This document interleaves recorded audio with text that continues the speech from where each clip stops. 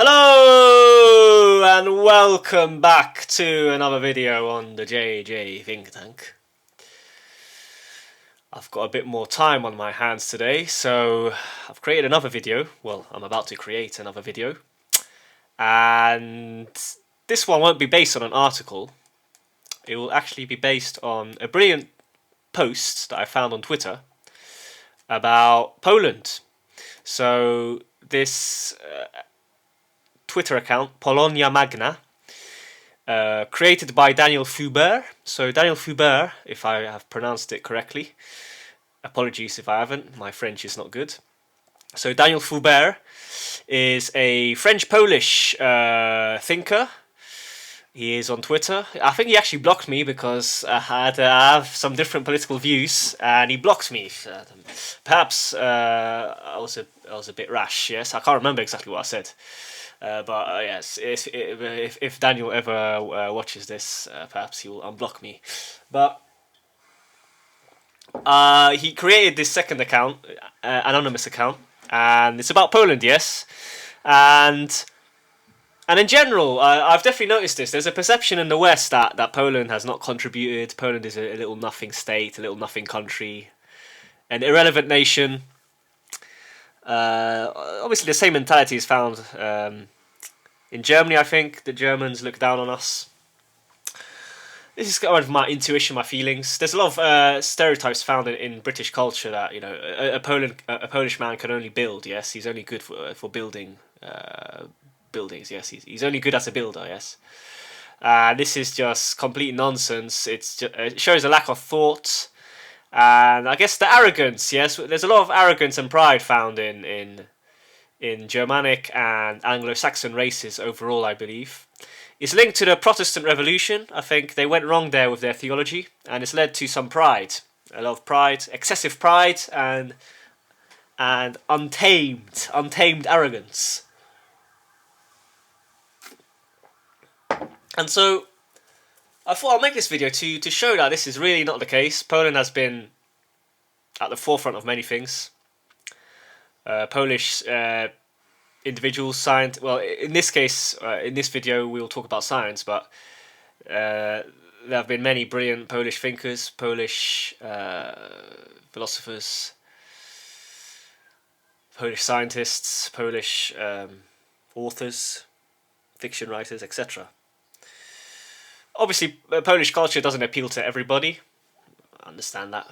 At the same time, we're not the center of the world. We're a small country in between East and West, and this is obviously kind of a curse of ours. This is the Polish curse because it always means that we are the underdog.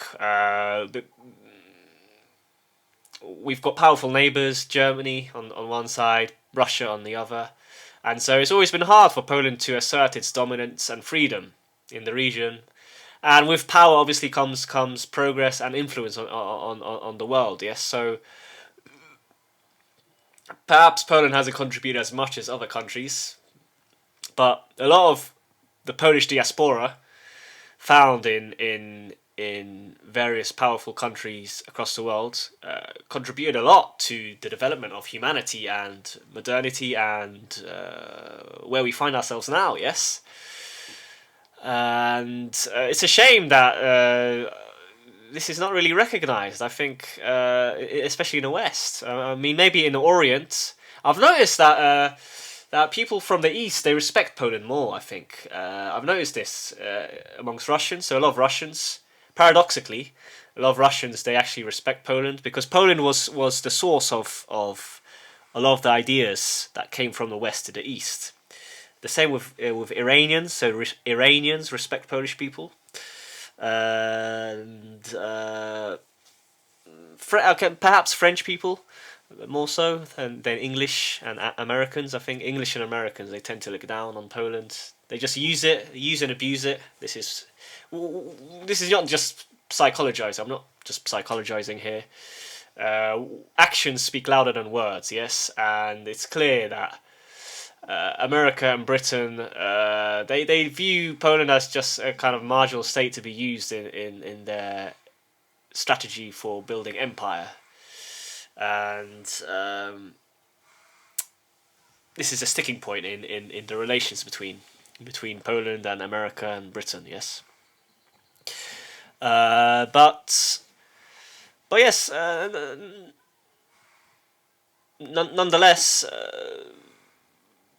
because Poland was always, not always, but it was partitioned. Yes, it didn't exist for 120 years almost, and because of this, the contributions that Polish people made during this time was lost, or not lost, but it was overshadowed, because obviously they served the state, they served other nation states or other empires. Yes, and this post by Daniel Fubert, it's a list of brilliant Polish scientists. Yes, and yes, he wrote here. This is a brilliant quote in my opinion, brilliant thought by Daniel Fubert. So we have to remember he's not biased. Yes, he's half French.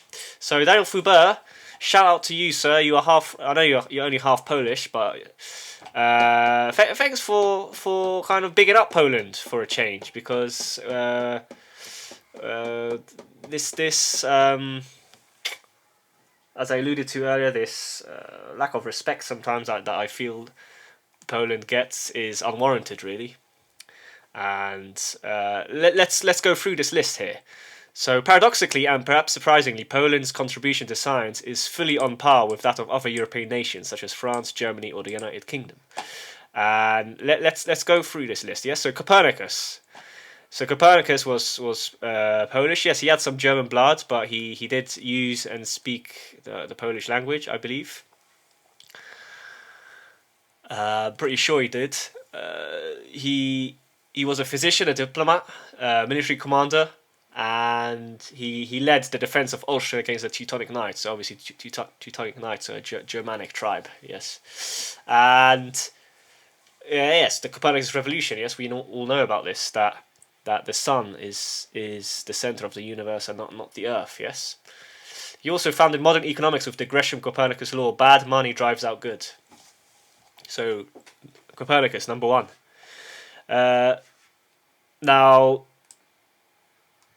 this seems a controversial one to me. Johannes Hevelius. So, let's check if he actually was Polish to a degree, or if he was a Polish citizen. Yes. Hevelius.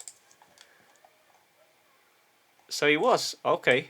Jan Hevelius. Okay, I apologise. I'm not a good Pole. I don't know this. Johannes Hevelius was a council chairman of the city of Gdańsk. Astronomer, founder of lunar topography. Okay, Jan Hevelius. Okay, number two. So the man was a brewing mogul who happened to build the world's longest telescope. When he wasn't running the city of Gdańsk as mayor, he was mapping the moon so accurately that his names for lunar features are still used today. There we go. Maria Skłodowska-Curie, the first person to win 2 Nobels in 2 different sciences, physics and chemistry. She discovered polonium and radium, coined radioactivity, and did it all while battling systemic sexism. Shout out to Maria Skłodowska-Curie, man. Legend. She's a legend. I mean, when I was reading this, I thought of my sister. So one of my sisters, she's a mathematician. I think soon she'll be a professor. So shout out to Natalia if you're watching this. Maria Skłodowska-Curie is can be a role model for you, and we all believe in you, Natalia. We know you can do it. Next one, Stefan Banach. So he was the father of functional analysis. He turned the Scottish cafe in Lviv into a legendary math hub. If you studied high-level math, you've dealt with Banach spaces. So obviously, mathematics is not my forte, but there we go. Stefan Banach, number 4. Andrzej Tarkowski, a pioneer of mammalian embryology. His work on chimeras, and the development of early embryos laid the foundational biological groundwork for what would eventually become in vitro fertilization. You see, there you go. This kind of reiterates my point that it's subtly a lot of Polish scientists, they lay the groundwork. Yes, they lay the groundwork, the important groundwork, but then eventually someone else from another nation gets the credit for the final outcome, yes? This is definitely true, I've noticed this. And this is part of culture and power, yes? Because power is linked to culture, and when one nation has the power, they obviously dominate the cultural discourse. And Twitter is breaking this up, which is good for humanity. So another one, Andrzej Tarkowski, number 5. Napoleon Cybulski, one of the fathers of endocrinology. He was the first to isolate and identify adrenaline in 1895. He also pioneered EEG to track brain activity. Number 6. Okay. Number 7, Leonid Hurwicz, Nobel laureate in economics. He introduced mechanism design to game theory, essentially creating the math to design systems that achieve desired outcomes even when individuals act in self-interest. Okay, this is interesting. So this is especially relevant to the modern era, the postmodern era, because a lot of people, they act in a self-interested way. People are becoming more selfish, I guess. They're led more by their egos, and I guess, well, this is obviously the interpretation of Daniel Fubert, but if this is true, then I guess, well, this can help in the sphere of economics. Yes. Number 8, Georges Charpak, winner of the 1992 Nobel Prize in Physics. He invented the multi-wire proportional chamber, a detector that revolutionized particle physics by allowing computers to record millions of particle tracks per second. Okay, I haven't heard of this person. Georges, Polish-born French physicist.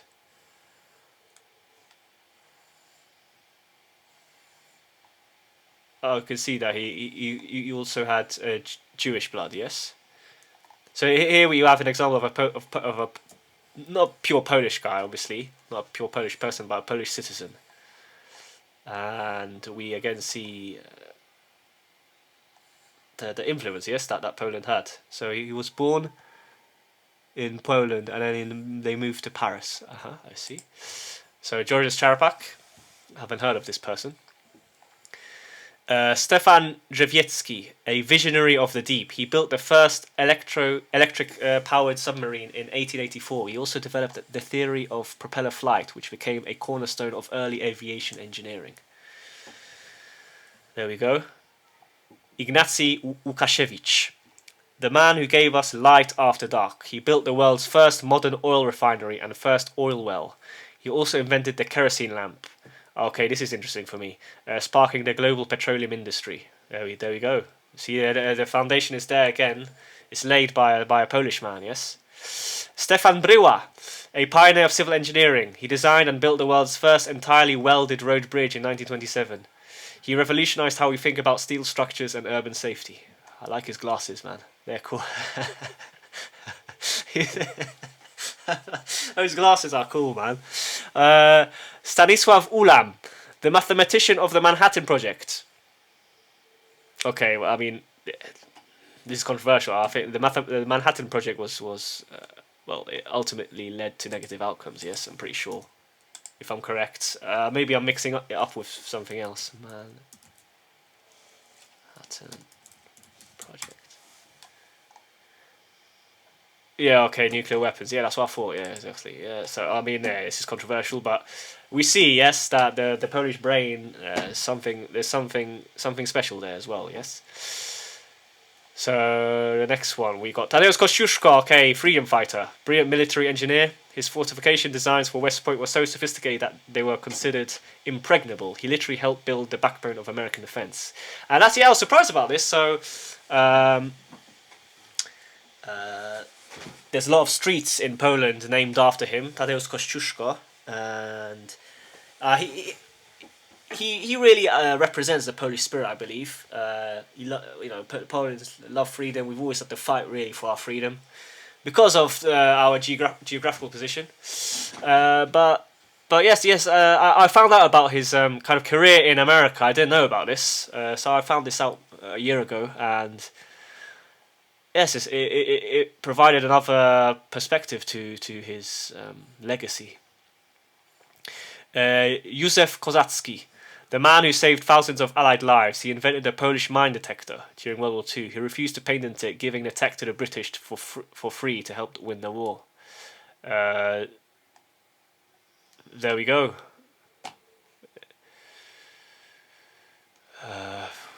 Another example of the noble Polish spirit.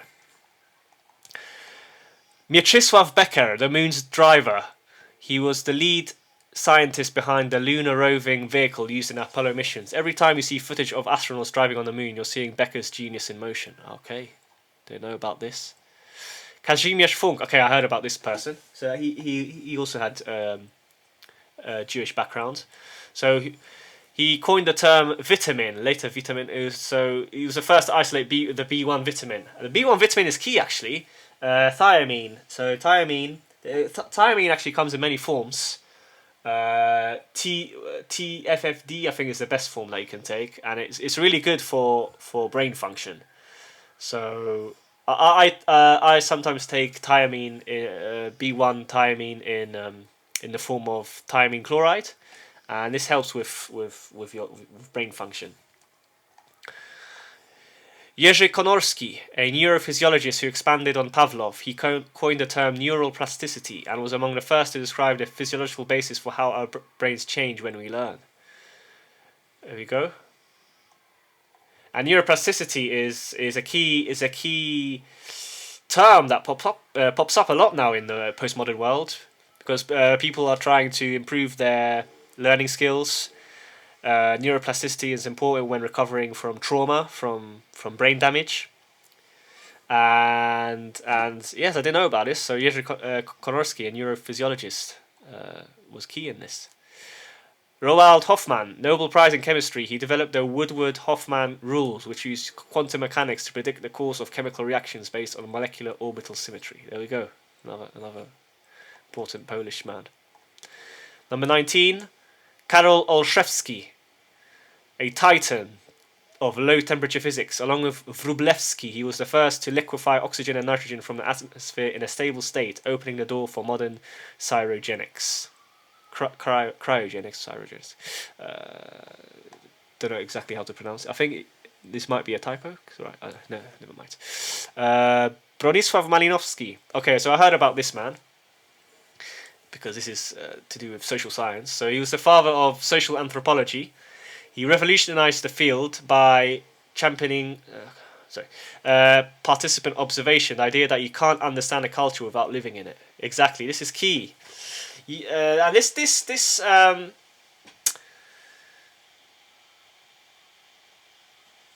bias is found in everyone. We don't really understand another culture, another nation, without living within it, kind of participating. Because if we don't, then we start to create all these stereotypes, yes, about other people, and this leads to bad outcomes, yes, politically, etc. So this is why Bronisław Malinowski was a very important thinker, I believe, an important anthropologist, and the father of social anthropology. Kazimierz Pruszyński, the forgotten father of cinema. He patented the Pleograph, a camera projector, in 1894, before the Lumiere brothers. Okay. He also invented the aeroscope, the first successful handheld film camera. Number 22, Tadeusz Szędzimir, the Edison of metallurgy. His Szędzimir process for galvanizing steel and his innovative rolling mills revolutionized the global steel industry. If it's galvanized steel, it's probably Szędzimir. There we go. Didn't know about this either. I mean, there's so many thinkers here, Polish thinkers. I didn't even know about these thinkers, really. And I'm Polish, yes. I'm pretty much, well, close to 100% Polish, I believe. I mean, I have some Russian from my mother's side, and well, according to my dad, my father, I've got some Armenian blood as well, Armenian genes. Next one, 23, Hugo Steinhaus, a mathematical giant and mentor to Banach. He was a pioneer of game theory and probability. He also co-founded the Lwów School of Mathematics, making Poland a global math superpower. And I think this will happen again soon. I've got an intuition. That I think Poland will return to being this global math superpower. And Lwów is clearly a Polish city. Anyone who denies this is spreading propaganda. I mean, it was founded by a not Russian, but a Rush, by the Rush tribe. But for most of its history, it's belonged to Poland, and it's been developed by Poland. Yes, and it's a beautiful city. I hope to visit it one day. It's a beautiful city, and here we can see some pictures.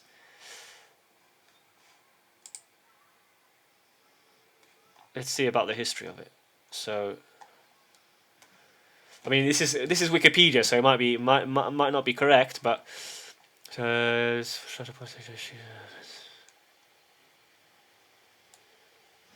Rusi Kijowskie, yes. So I mean, it was perhaps set up and controlled by Ukrainians or Russian Ukrainians, but I it's Polish, and even a Ukrainian woman who taught me Russian, she told this outright to me, that Lwów is a Polish city. Yes. Number 24, Mieczysław Wolfke, a visionary of light. He predicted the possibility of holography long before the laser was invented, and did early work on television transmission and the properties of liquid helium. There we go. Next to know about this, Witold Sklenicki, the Polish noble of Baku. He was a geologist who pioneered oil extraction from the seabed. He designed the world's first offshore drilling rigs, predating the modern oil boom by decades. Witold Sklenicki. Okay, this is I'm shocked. There's so many here. Sklenicki, Polish geologist. He was the first to propose extracting ore. Okay, there we go. Alexander Wolszczan, the man who proved we aren't alone, or at least our sun isn't. In 1992, he discovered the first confirmed extrasolar exoplanets orbiting a pulsar. Józef Strusz, a 16th century medical pioneer. Long before modern cardiology, he published, this is in Latin, a massive treatise on pulse diagnostics and heart health. Hilary Koprowski, the man who beat polio first. He developed the world's first effective live virus oral polio vaccine. His work in the 1950s led to the mass immunization campaigns that nearly eradicated the disease. Człowiek Witelon, a 13th century physicist and philosopher. His work Perspectiva was the standard textbook on optics of centuries, influencing giants like Johannes Kepler and Leonardo da Vinci. Okay, I haven't heard of this Polish man either. Człowiek Witelon. Henryk Magnuski, the voice of the battlefield. He was the primary inventor of the SCR-300, the first portable FM radio receiver transmitter, the original walkie-talkie. It changed military comms forever.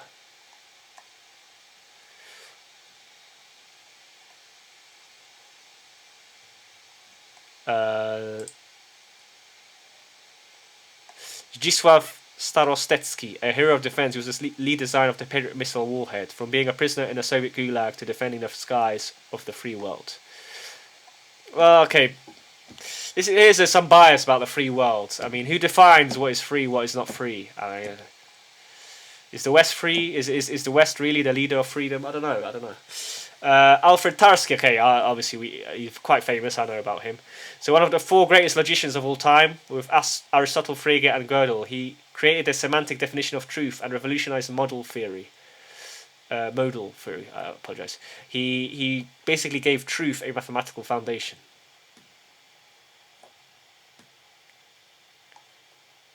Jan Czochralski, the most cited Polish scientist in history. He accidentally discovered the Czochralski method for growing single crystals. Without this, we wouldn't have no silicon wafers, no microchips, and no smartphones. Oh wow! Okay, that's a key one.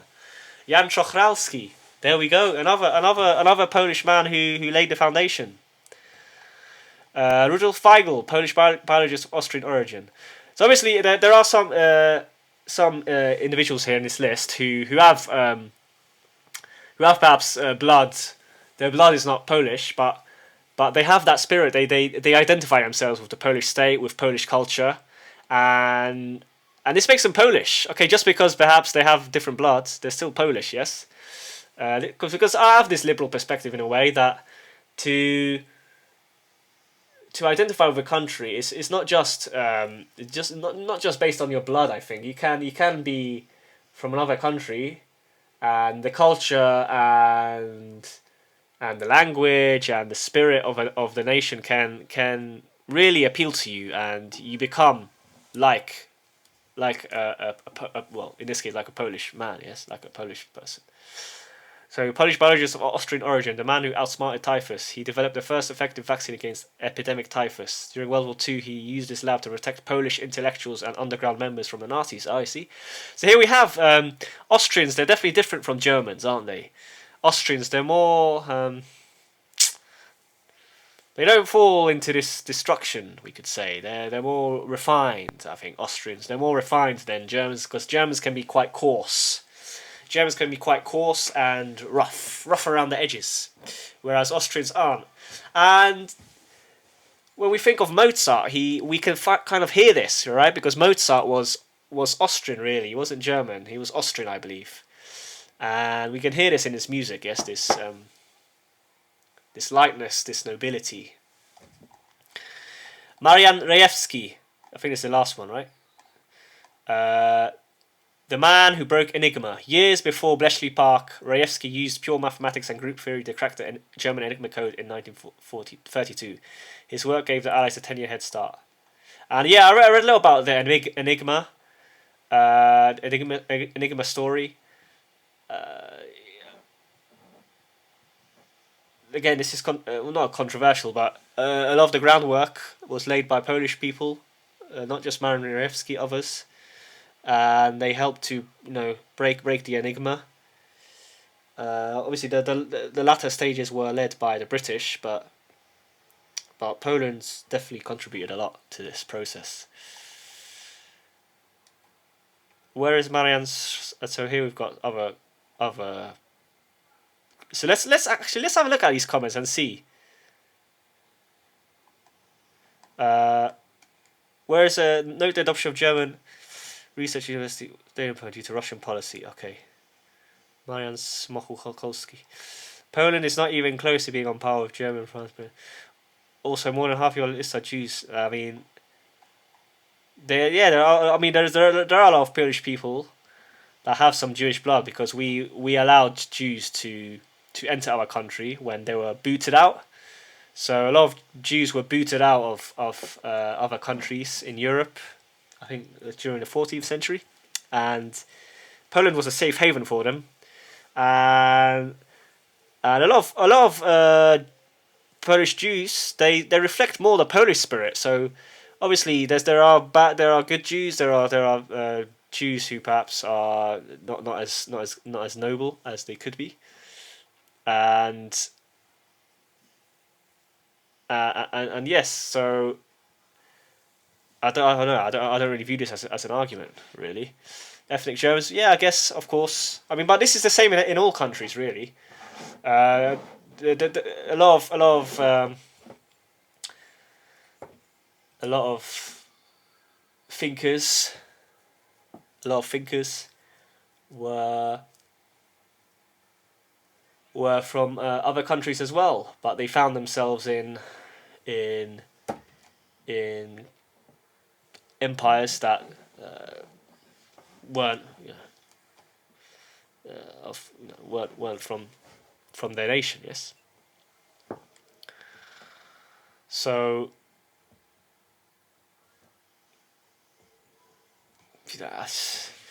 I guess overall that you can make the argument that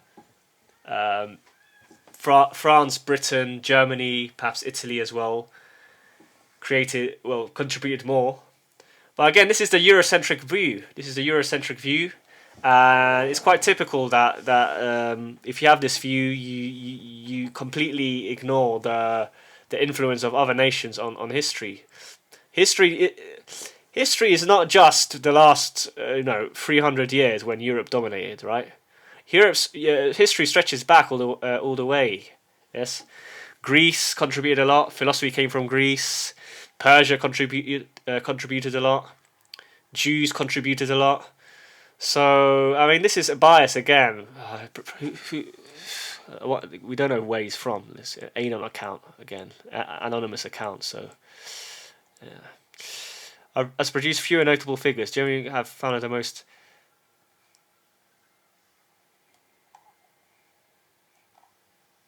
I mean, obviously, yeah. I mean, everyone will have their own view. Well, you can't.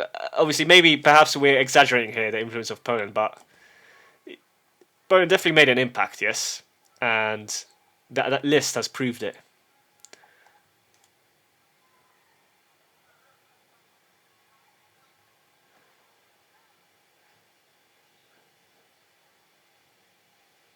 Just looking at this list now. I mean, Lenin. I mean, a lot of these people were controversial. Yes, Karl Marx, Sigmund Freud, Lenin, Charles Darwin. I mean, Darwin made a bad impact in my opinion because everyone thinks that they're descended from apes now, right? So I'm not sure if he really had a good impact.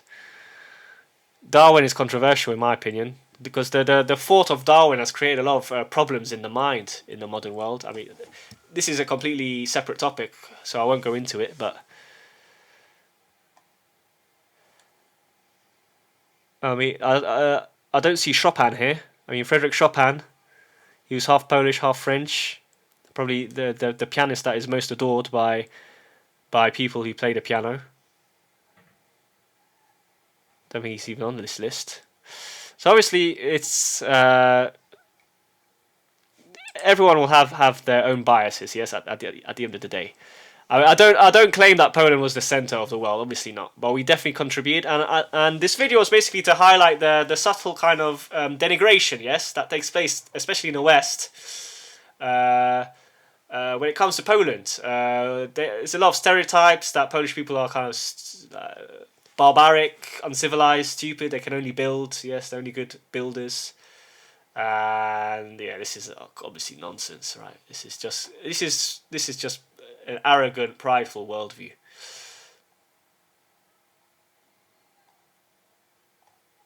Yeah, overall, I thought it was a good thread, really. This Polish guy criticized the thread. To są brednie równe o tym o wielkiej leki. I mean, obviously, I agree here that Poland has a tendency to fall into this irrational, perhaps, nationalism and romanticism, which makes the country think that it's the center of the world, etc. I mean, every country falls into this trap. Let's be honest. So here, yes, we can level this criticism at certain Polish people, but it's not really about this. It's just about recognizing, yes, the achievements of Poland and putting Poland in its rightful place. This is all it's talking about, really. I mean, it's about time that Poland put itself first. So many times in history, it has been used by other powers. It hasn't had sovereignty.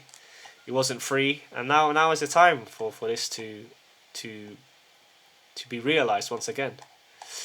So yes, that's the end of my video. I hope you enjoyed it. For my Polish viewers, I'm sure this was interesting for you. You should be proud to be Polish, in a good sense. Yes,